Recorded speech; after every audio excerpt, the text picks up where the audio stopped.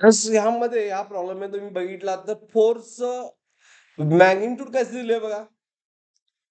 10 force magnitude किती आहे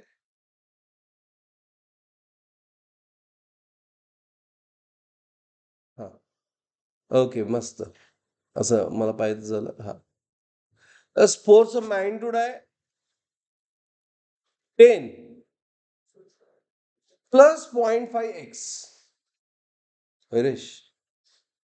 म्हणजे हा फोर्स कॉन्स्टंट नाही आहे हा व्हेरिएबल फोर्स आहे आणि इट डिस्प्लेस फ्रॉम 0 to 2 आणि आपल्याला फाईंड काय करायचं वर्क डन मग work done by variable force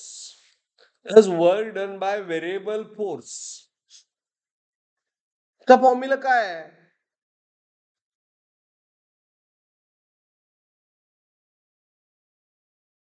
work done by variable force formula काय आहे सांगा एनी वन ऑफ यू काल झालं की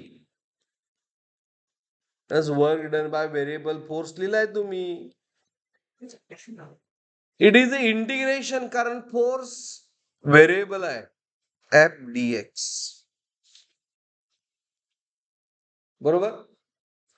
एफ ची व्हॅल्यू किती आहे सांगा एफ ची व्हॅल्यू किती आहे 10 प्लस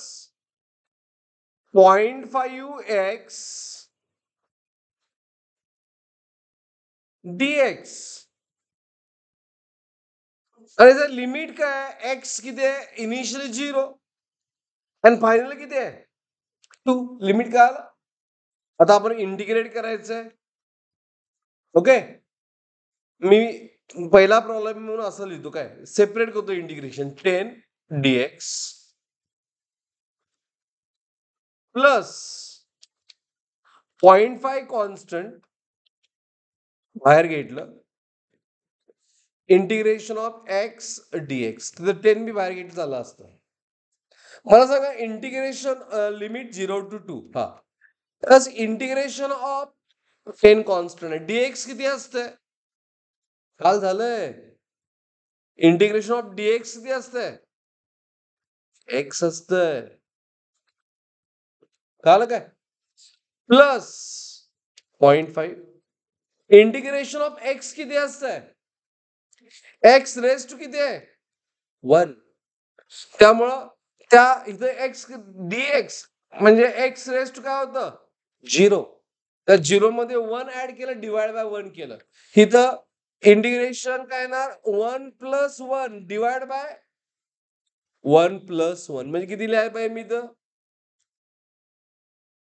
इंटिग्रेशन ऑफ एक्स किती लिहायला पाहिजे मोठ्या ना मयुरेश काय रेकॉर्ड व्हायला पाहिजे सांग हा एक्स स्क्वेअर अपॉन 2 बरोबर लिमिट 0 to 2 आता लिमिट फक्त पुट करायचं 10 ओके अप्पर लिमिट पहिल्यांदा 2 minus lower limit 0 plus 0.5 by 2 बाहेर घेतलं upper limit 2 square lower limit 0 square हे किती झालं 10 into 2 20 प्लस ह्यातलं 0 तर गेलं कॅन्सल 2 ला 2 गेट कॅन्सल 2 into 0.5 1 तेव्हा आन्सर किती आलं 21 न्यूटन 21 न्यूटन नाही का हे वर्क आहे फोर्स नाही ना it is work measured in understood is it clear got it okay